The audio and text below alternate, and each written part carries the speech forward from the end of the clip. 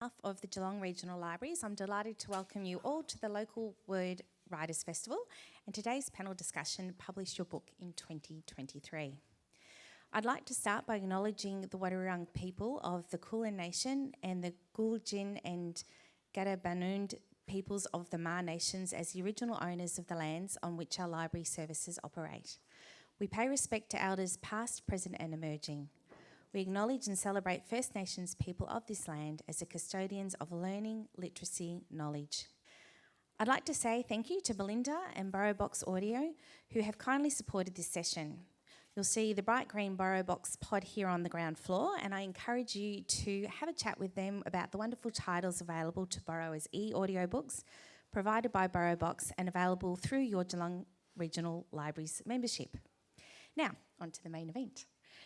So I'm Alli Sinclair. I'm a local author, born and bred in Geelong. I've lived in various countries around the world, such as Argentina, Peru and Canada. And I've also worked as a mountaineer and tour guide. I've had 6 books published by Harper Collins, and my titles have been translated into various languages. I mostly write historical fiction. I like to call it faction, so it's fiction with a heavy dose of fact. And I specialise in writing about women defying society's expectations. I'm also a film producer and screenwriter, and I'm currently producing a documentary based on my recent novel, The Codebreakers, about the women in World War II, the Codebreakers in Brisbane. That book's also being adapted into a feature film. And then we've got Rich Larsen, if you'd like to pop up your hand. So Rich Larsen lives on the Bellarine Peninsula and he works in research ethics at a local hospital. He's also studying a PhD in public health at La Trobe University. Outside of work, he loves to pursue his passions of cycling, surfing, running and hiking, and of course writing. His debut novel, The Silent Society, was published in May 2023 with Shawline Publishing. He also has short stories published in The Greatest City Diary, Poet's Choice and Free Spirit. And we've got Mark Towse. Mark is an English horror writer living in Australia. Mark has been published in over 200 journals and anthologies, had his work made into full theatrical productions on shows such as the No Sleep podcast and Tales to Terrify. He's also penned 11 novellas, including Nana, 3.33? 333. 333, yeah. Sorry. Crows, Nature's Perfume and Hope Wharf. There's something wrong with Auntie Beth is his latest release, a collection of 20 of his best short stories wrapped up with a brand new novella, Mother Dearest. Esther Hinton, also known as Serena, was born in Melbourne and worked in the public health system before moving into health education. She's travelled extensively and unconventionally, from hitchhiking around New Zealand at 18, sailing across 3 oceans and 3 seas, to living in Istanbul, writing and learning Turkish. That's hard to learn, that's impressive. Oh, yeah, no, I didn't learn it. Just enough to get by, really. She now writes full-time, having overcome a lifetime struggle with dyslexia. So, welcome, everyone. And we are going to get started with the questions. Now, we might start at the end first, Rich, if that's okay. So I'd like you to tell us about why you chose to become a writer, or did it choose you? Oh, good question. I think ultimately it chose me.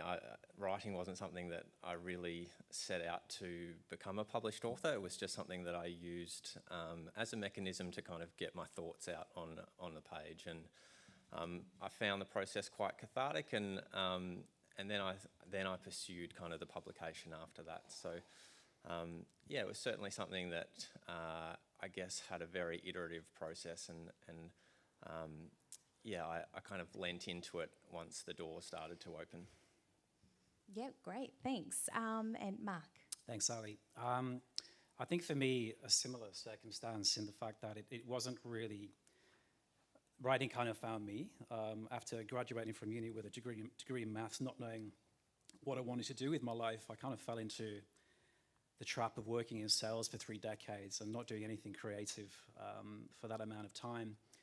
And then, something just clicked, so there's something missing in my life, something And I had so many ideas in my head, and my brain was fizzing, and I was getting home from work drinking a bottle of wine every night just to bring myself down. So I thought, why do that when I could actually be writing and creating something? So it kind of sneaked up on me, and it was as soon as I put pen to paper, it was a very cathartic and therapeutic experience, for sure. And I'm addicted now. I've been doing it 5 years, and I just haven't looked back since. So yeah, It's a good addiction, that one. it's a great addiction. Yeah, well, to the point of insomnia, put it that way.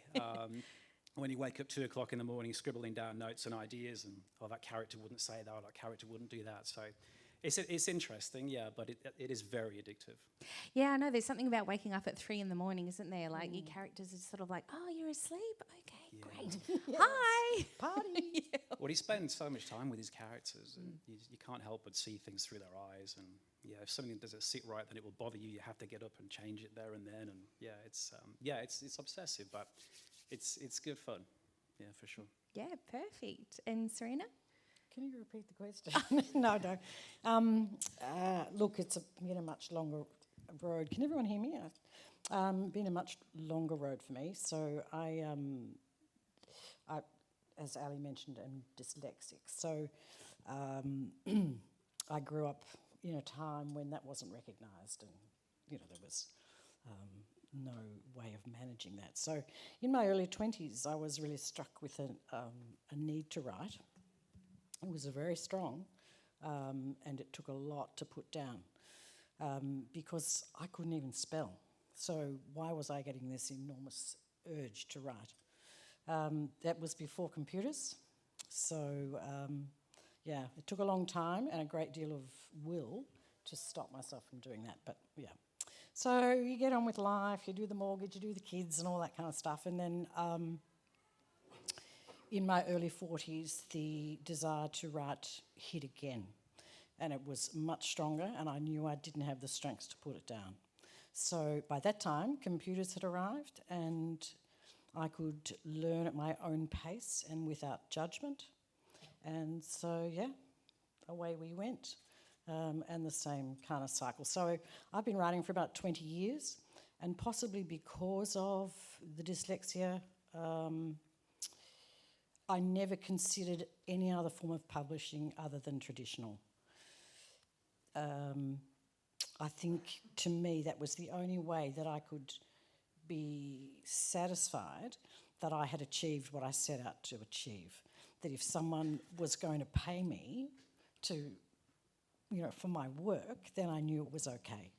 Yeah, that's it. Well, that's perfect because you actually answered my next question. Well done. So I'll ask you too. What made you choose a particular path of publication? So I'm relatively inexperienced with the publication process, and so I kind of just put my work out there. And as any writer knows, the rejections come quick and fast, and you start to doubt yourself. And I happened to stumble upon a publisher out of Ballarat, which was where I grew up, and ended up publishing with Shawline. And the fit just felt right for me. I spoke, they're an indie publisher. They are really keen on promoting new voices within the Australian author world, and I think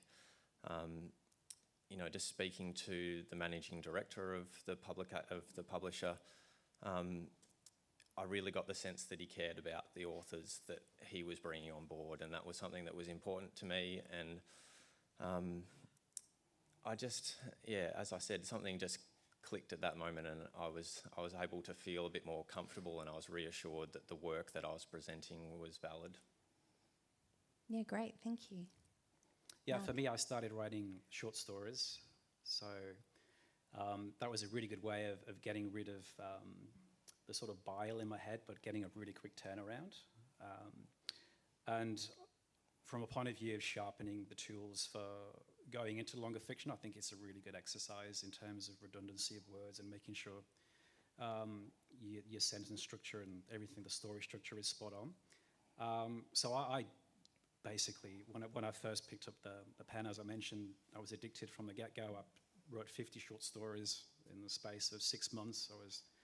And I started sending some out, and I got a few rejections, like Rich said, and then I got an acceptance from a magazine. It's called Books and Pieces magazine, and for a flash fiction piece I wrote called Hugh's Friend. And they paid me $75 for it, which might as well have been bloody gold bullion as far as I was concerned. It was like, wow, you know, this is therapy, but it's not only free therapy. People are paying me, you know, to you know. So yeah, I just went down that route, and I think I got used to the quick return in terms of I'll send this story out. I'll know within a few weeks if it's been accepted or not. So the thought of going down the agency or the traditional publishing route, it just didn't sit well with me because I know I have little patience. And also combined with the fact that I was quite prolific at that point in time, I didn't want to sort of send out manuscripts and have to wait 3 to 5 years before I'd find out if it was going to be published. So the indie route it suited me. You know, I had control over what covers were used. I had control over, you know, the formatting, etc. And it just sat well for me to think, right, I've written a manuscript, I've got a novella, I'm going to send it out, and I'll know within 6 months whether it's been accepted or not. And that prolific way in which I worked would mean I could line up these releases, and maybe have 4 or 5 a year, and that just fit with me really well. So, of course, like traditionally published authors, you have your own editors that you work with your publisher. So with the self-publishing, do you hire editors to help you with your work? Well, my mother is my first editor.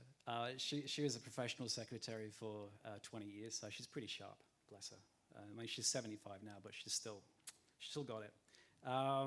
But so that's my first port of call, and then I'll send it through to some editors in the horror community that I've developed some relationships with. So yeah, that's just it's just the habitual process of getting involved in now. Yeah, great. So I think, you know, one thing, you know, authors always have to deal with is you write your first draft, and then you know you're going to have quite a lot of editing. For me, I know like writing the first draft is like extracting teeth. I can't stand it, but I love the editing process. So I'm interested to know how you guys feel about editing, and whether it's your favourite part or the first draft is the exciting part. I'm the total opposite to you, Alli. Really? So the first draft for me is just the words come out, and then the editing process for me is like pulling teeth. I hate it because it's going back and rehashing stuff that you thought you had right the first time, but when you read it, you thought, what was I thinking at that time? And I get, you know, the process of going through and doing that, it's just, yeah, you get stuck a lot. Whereas I prefer the kind of the free-flowing, just in the zone writing. But yeah. I wish I was like that. Serena? Look, I edit extensively as I go, actually. And I mean, gosh, how many times do you edit? I don't know, thousands of times. You know, and when you sit back down in the morning, you know, I'll always go over what I've done the day before, and that, you know, puts me into what's happening with everybody on the page. But it's also a way of editing and moving things out. You know, it's always a good thing to have a break from what you've done. I mean, one day is not enough, you know. But yeah, so I edit a lot as I go. How much of a break do you give yourself? Is it like a few weeks, or when I finish, like when you finish the manuscript and then go back to edit? 3 months.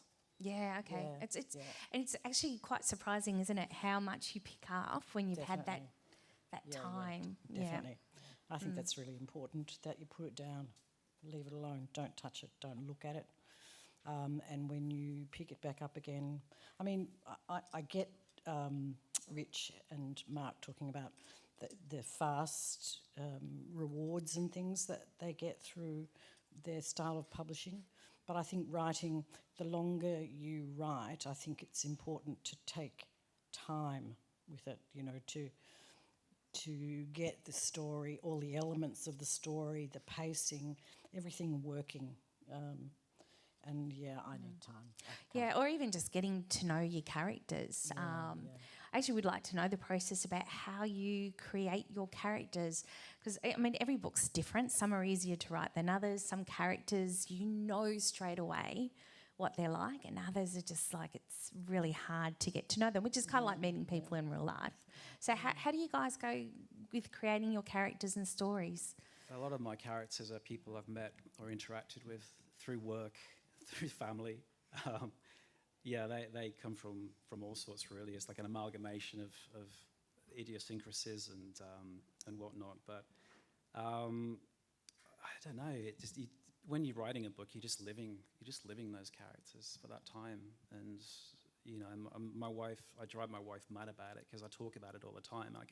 I get 3 strikes and I'm in the doghouse if I talk about it too much. But for that time period, you are just living in their heads, and it's and I totally agree with what you said. I mean, I write short stories and novellas. My debut novel is being published next year, and for that, it was definitely a case of taking a bit more time. But with the sort of 10,000, 30,000 word stories, I think just living in that environment for that period of time is enough for me, because I don't. I do take it to bed with me. I'm constantly in these characters' heads. I think, I'm not sure if any of you know the American author Dennis Lehane. I watched an interview with him one time, and he was saying that he's really lousy with plot. He really struggles to get a plot out, and I struggle with plots as well. And he said, but what I do to get around that is I develop my characters to such a degree that they drive the plot. And so that's what I do. I develop my characters to such a point. And there's nothing actually more satisfying than, the characters taking the story off in a direction that you never really thought of. So, Do you find sometimes that your characters do or say something and you think, oh, yes, that's exactly what I expected, or it's like, what are you doing? Like, where's this story going? Absolutely. It's Yeah. great. Yeah, it's fun. Well, I've always been a pantster. I'm really? never really a plotter. Okay. Not really a plotter, but like you said, it's the characters will dictate the plot of the story quite often. But I couldn't write the last paragraph on the last page and then try and trace back to it. I like to try and, especially with horror, especially with the sort of slow burn, sucker punch kind of stories that I like to write, I like to weave different paths and not even have an end objective in my head. So if I don't know where the story's going, then the reader generally won't either. So I love that element of surprise. And that way we're both going on a bit of a journey. It's not just, because I want to have fun when I'm writing it. So letting the characters dictate the course of the story is definitely something I tend to do. So for those who may not have heard the term before, a pantser is someone who writes by the seat of their pants. Sorry, I should have. Yeah, no, that's okay.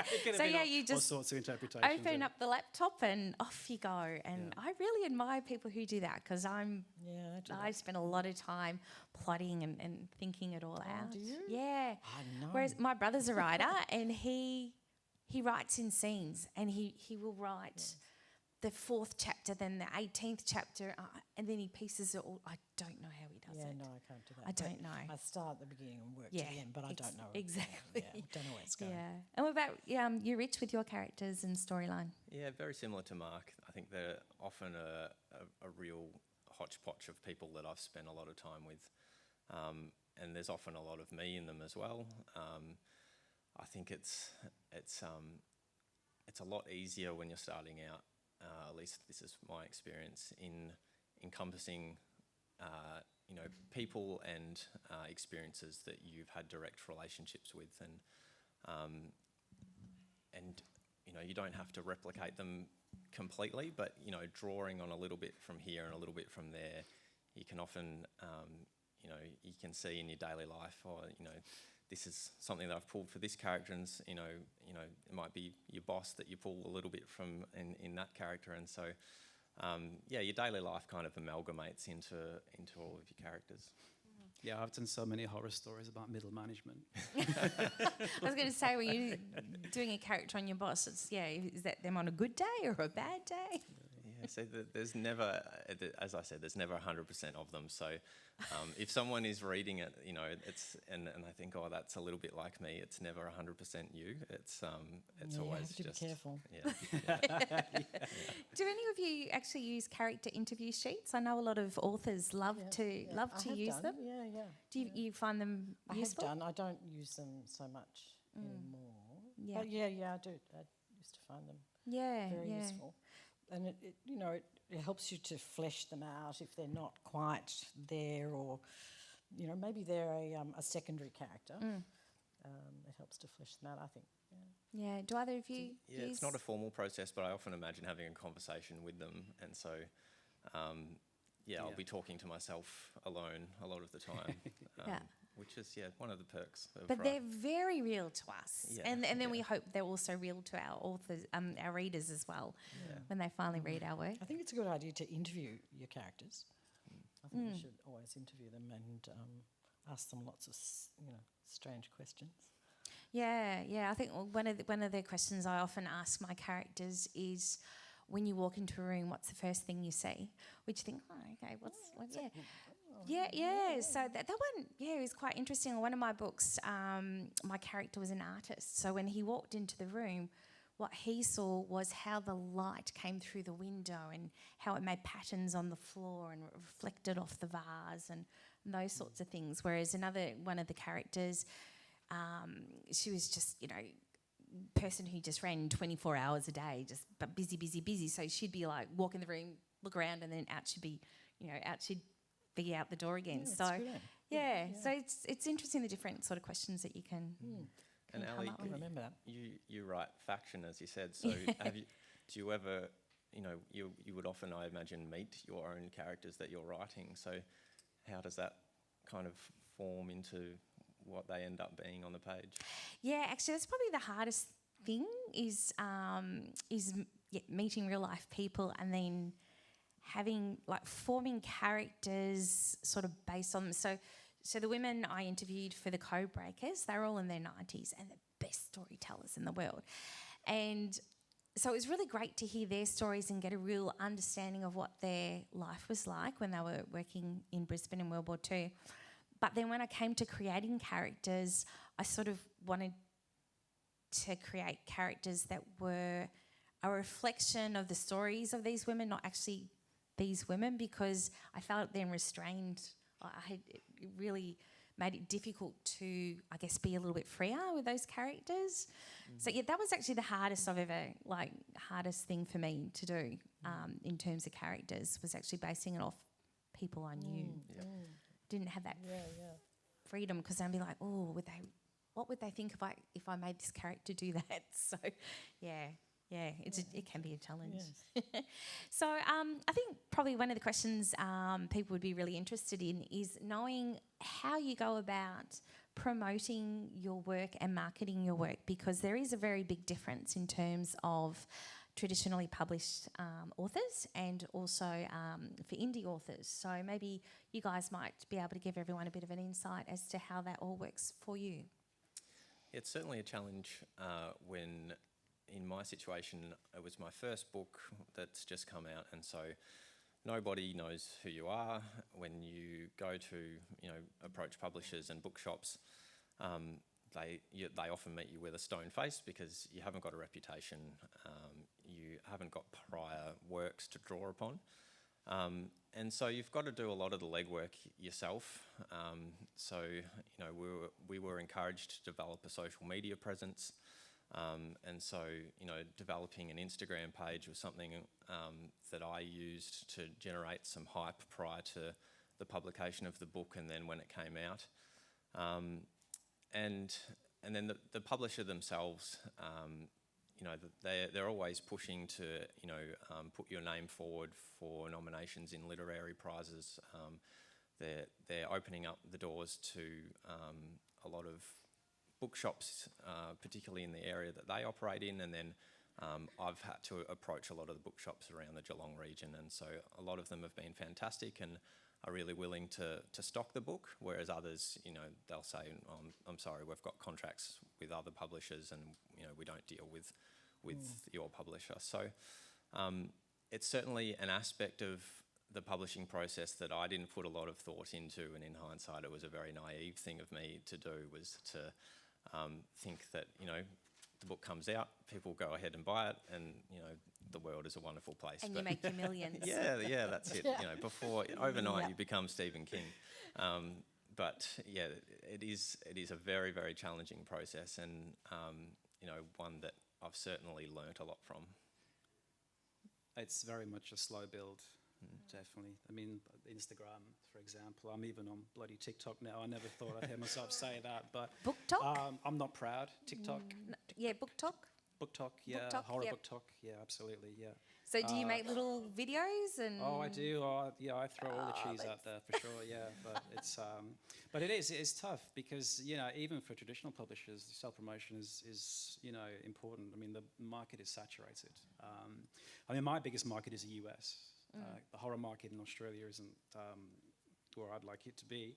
The UK is the second biggest market, and most of my books sales come from Instagram, come from podcasts, sort of virtual events, that sort of thing. And TikTok has been a big thing for me. And my daughter was right. I finally listened to her, and, like, you know, she was, you know, she does all my TikToks, but she's very expensive. But yeah, so the social aspect is huge, absolutely huge. Yeah. Do you enjoy it, or do you find it tiring? I enjoy some parts of it. Yeah, I just wish I had, like, made enough money so I could just give it to a third party. Pay someone to do it. Yeah, of I think course, most yeah, authors are like absolutely, that. Yeah, but some aspects. I mean, I love talking about horror. I do. I love talking about it. But yeah, it would be nice if some of that weight was lifted from. And my publishers, I've worked with a few now. Some UK based, some US based, and they do what they can. But again, the market is you know, saturated. So you've got to help in that regard, I think. But Yeah, it can be really tough. You know, Yeah. even when you've got a lot of work out there, you're constantly having to remind people that you exist and that your books are there. So it's yeah, I mean, it's even definitely if you have the bestseller, or, you know, Yeah. you sell a few thousand copies, the next book is like, who are you again? And it's like you have to start all over again to some extent. So it is tough, but, you know, it's all part and parcel of it. So. But I think it's definitely something that most authors don't enjoy. I don't know. How about you, No, Serena? Yeah, no. I look, I think the worst part is maintaining a social media presence. That's just painful. But, you know, maybe it's my age with that one, you know, it's something that's come on later and you kind of go, oh, Are really? you on TikTok, know? Serena? No. You know, really, I have to add that into the repertoire. But, yeah, no. But look, I think that is the big advantage with traditional publishing. You know, I didn't get a huge amount of publishing. I just got your standard, promotional opportunities. The marketing stuff, it was just your standard. It wasn't anything fancy. But, you know, the opportunities came to me. I didn't have to go and chase them. So, you know, invitations to festivals come to me, interviews, writing blogs, those things. They come through a publicist at the publishing house. So, you know, that's an incredible gift. You know, it's very fortunate to be able to have that opportunity. You do still have to chase stuff yourself. You know, there's no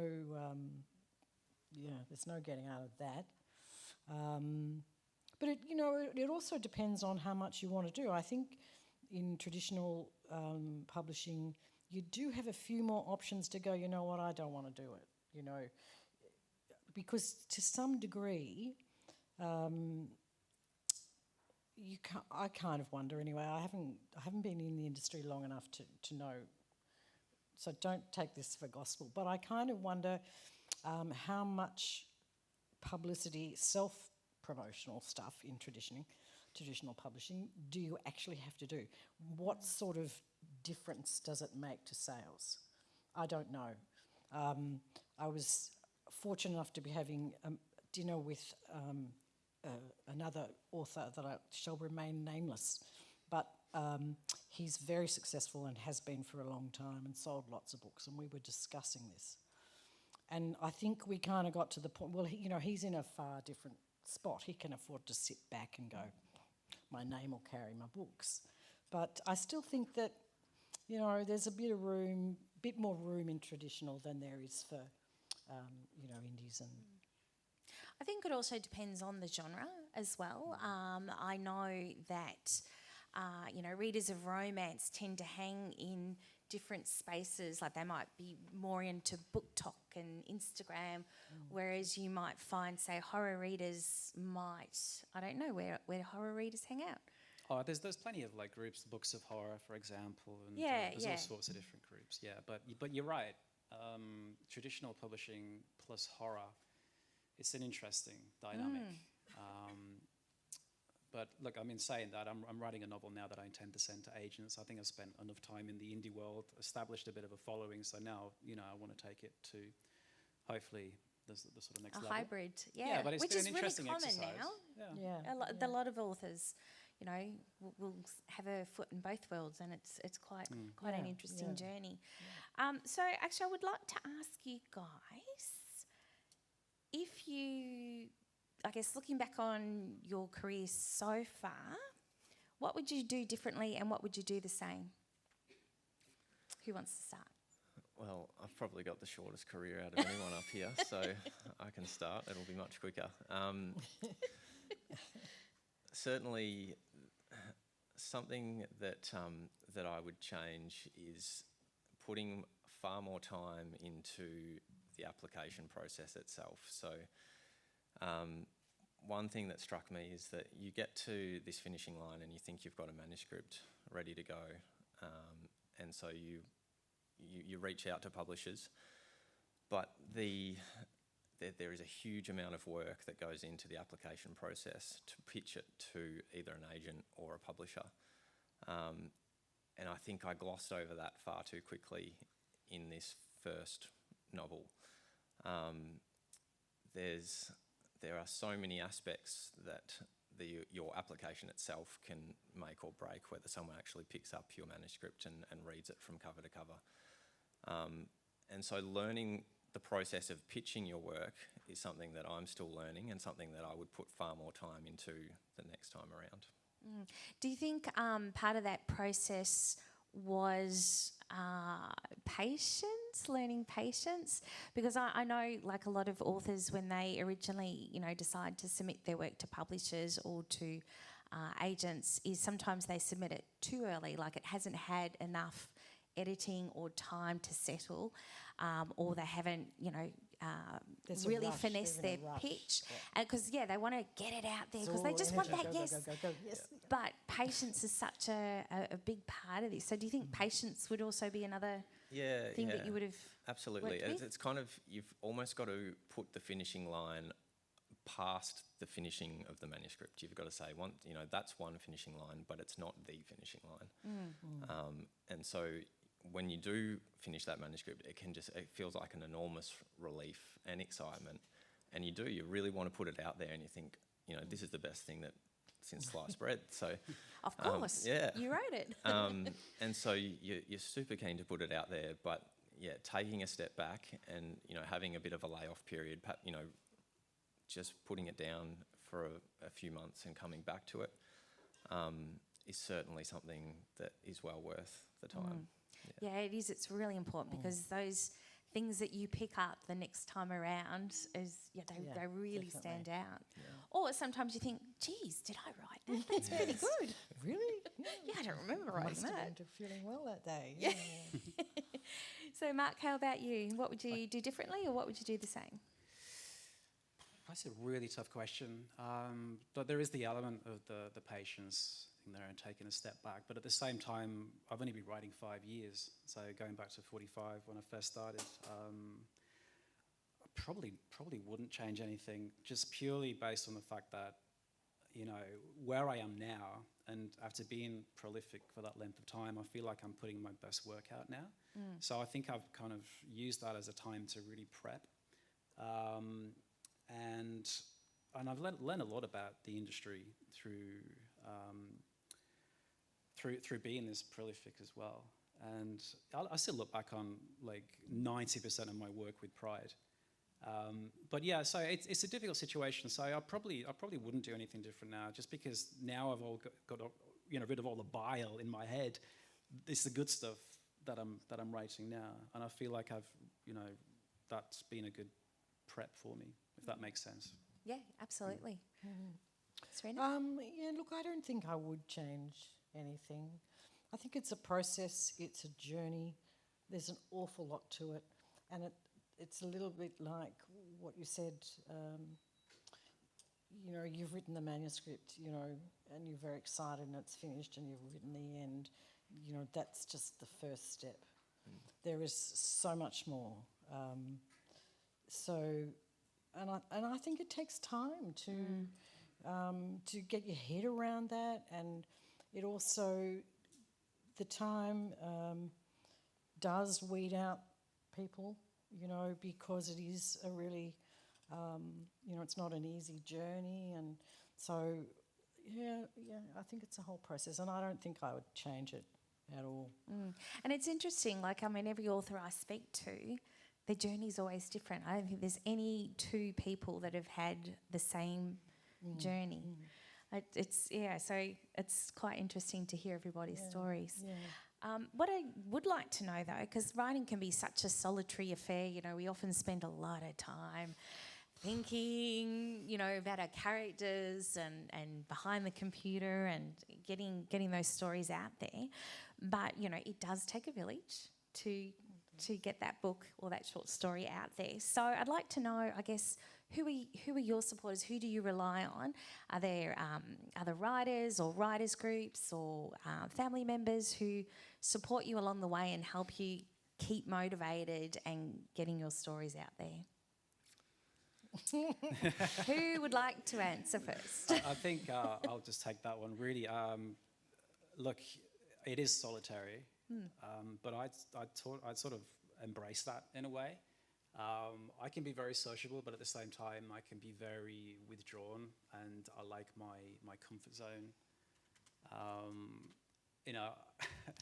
I do talk about it sometimes with people, but when they start glazing over, I know that's enough. So it's stuff. I embrace it. I enjoy it. I'm very self-motivated, and since finding this addictive habit, I've just been obsessed with it. So I don't. It sounds horrible, but I don't really look to others for support like that, if that makes sense. Yep. Yep. Well, what about if you need advice or you want to brainstorm or run an idea past someone? There must be. Yeah, look, I've worked on a few collaborations with US authors, and we can pick up or jump on a Zoom anytime and have a chat about plot or something like that. So yeah, there is a good network there if needed, definitely. Yeah. Yeah. Yeah. What about you, Rich? I'm notoriously guarded, so that's probably something I need to work on. I've heard about your guardedness. But a positive, I think, of the indie publishing network and the environment that creates is that there is a really supportive environment of other authors that you can, draw upon and chat to. But I also, I think eventually I will always, give a manuscript to a family member or a friend to have a read at some point. Are they brutal? Are they brutally honest? I want them to be, and I'm always sceptical when they're not. So, Something I just never do. Yeah, nothing's ever perfect. Never do. Yeah, because they don't want to hurt your feelings. Yeah. So I've always paid for a professional assessment. Yeah, which is not cheap, mind you. But I think it's really important, and you actually don't need a zillion of them. One is adequate if it's a good assessment. Yeah. It's funny. Sorry. No. I was going to say my mother's my first reader, and bearing in mind I write horror, it's definitely it strengthened our relationship. Funny enough, but the first few times, this is great, Mark, and then it started, as the relationship, as we got closer through it, it was like, I don't know about this, Mark, I'm not sure about this. So after the first few manuscripts, the honesty started to come through, and she's quite brutal now, but I can take it. I'm quite thick-skinned now, so. Yeah, I think that's something that writers definitely have to develop, is that thick skin. Yes. And I'm a bit of a feedback junkie. It's like, yeah, tell me everything that's wrong because I just want to fix it. But people don't like to do that. Look, I'm currently co-writing an autobiography, and it's hard. I don't want, to hurt this person's feelings, so I know exactly what it's like from the opposite side. But you have to be really constructive as well. So, pick out the good bits and. Yeah. So how about you? Do you have a group of people who you Not turn really, to for support? no, Or because it's, I write full time. So, Yep. every day I'm up and it's getting a bit later and in front of my computer, and I write for X amount of hours and what have you. So that's more methodical and businesslike, I suppose, for me now. Yep. Yeah. So no, I don't. I mean, I have writers groups, and I've met a lot of terrific people through a place called Varuna. You've Oh heard about yes, Varuna. yep, Verona, yep. Varuna, which is a writers' house up in the Blue Mountains, and you stay there. They run fellowships and etc. They're really supportive of writers throughout Australia. It's really the only one in Australia, and it's just a beautiful place to go. And so I found that to be really supportive, and you always meet. There's 5 or 6 other authors there, and so you get quite close in the week or 2 weeks or however long you're there for. So I've met some terrific supportive people over the years there. Yep. Yeah. Yeah, I've got a couple of writer friends who we probably spend more time texting when we should be writing. But I find that, especially for brainstorming, or even just having a little vent, you're having a bad day and the story's not You coming. get stuck on something, Yeah, and you and can that just brain- go, what? Even just saying it out loud to someone and just knowing they're listening, even if you actually don't give them a chance to get a word in, just getting it out there just can be really helpful. So this is actually going to be the last question. So if anyone is thinking of any questions, get it ready, because we'll send someone around with a microphone very shortly. So my last question to you guys is, where would you like to be in 5 years' time? And don't mean on a Bahamas. beach, I mean writing Yeah, I wise. was just thinking the Bahamas would be nice. I think I went into this journey with the hope of eventually going down the traditional publishing path. And so I saw this as an avenue to get there. And so I don't know whether it'll be 5 years, but yeah, it would be nice if that was the destination in that time. Yeah, great. Yeah, pretty much the same.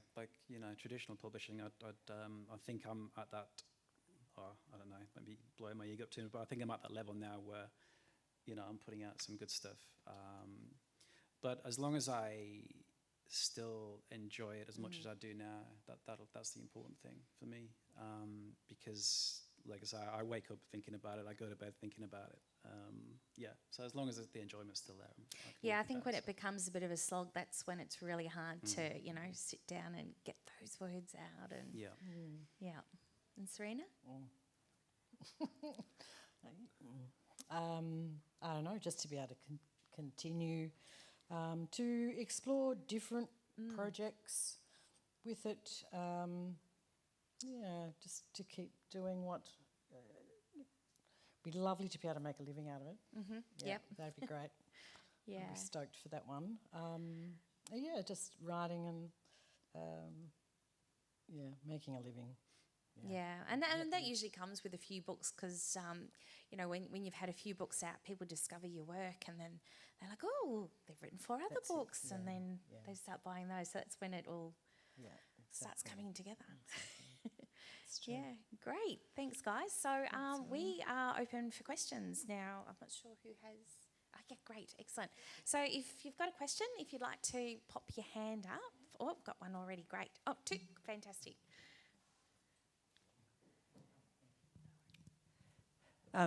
Look, it's been really interesting just sitting and listening to what you're talking about.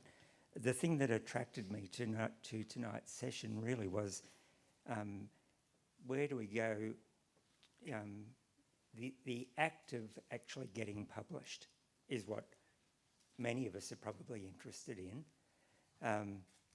So, you know, how do we choose between, how do we get access to traditional publishers, indie publishers? Where do we go to get access to professional editors? These are the sort of things that... Yeah, we can definitely cover those. Does anyone look, would anyone like to answer that? The biggest recommendation I could give for you, because that's a lot of information that you're needing, would be one of the Writers Associations. So we're in Victoria, so Victorian Writers, and they have you know, a wealth of information that you can start to tap into. They often have a lot of workshops about getting published as well, so they will really cover things like what agents do and how, you know, how they operate, what percentage of your your royalties that they take. They'll cover a lot of those things, and you know, how advances work with the traditional publishers. And those sorts of things, and they also do indie author workshops as well, and also the Geelong Library quite often have authors come along and talking about those different aspects as well. But yeah, ASA too, the ASA, the Australian Society of Authors. You don't have to be an author; you can join as a part member or something, and they do a lot of stuff too, and they do a regular pitch, so. For a minimal fee to cover their admin costs, then they're very reputable. They're not trying to rip people off. They have pitching sessions, so you'll get 3 minutes and you'll pitch to whoever you choose. But I think it's a maximum of 3, I think. And they're from different publishers and agents. And so you book in and, you know, pay your $25 or what have you and pitch. Yeah, and I think also another thing is, you know, different publishers tend to publish different genres and or, you know, literary works. So when you read a book and you really like it, have a look at who the publisher is, and also in the acknowledgements, have a look and see if that author has an agent. That's another really great way to sort of get to know what's around and who is doing what. As well. Yeah. Okay. And someone else had their hand up. Oh, yes, Jen. Hi, thanks. Is it on? Yeah. Thanks, it was really interesting. Mark, I'm interested, how do you define horror, your horror, and what's your book talk handle? All right, please? so it's Towse in the house. Horror for me, and whenever I say I write horror, people normally take a step back and like wide-eyed, and you know, I think people have this interpretation of what a horror writer looks like long hair, like a homunculus in a jar or something. But I think, and definitely, there's a terminology called cozy horror out there.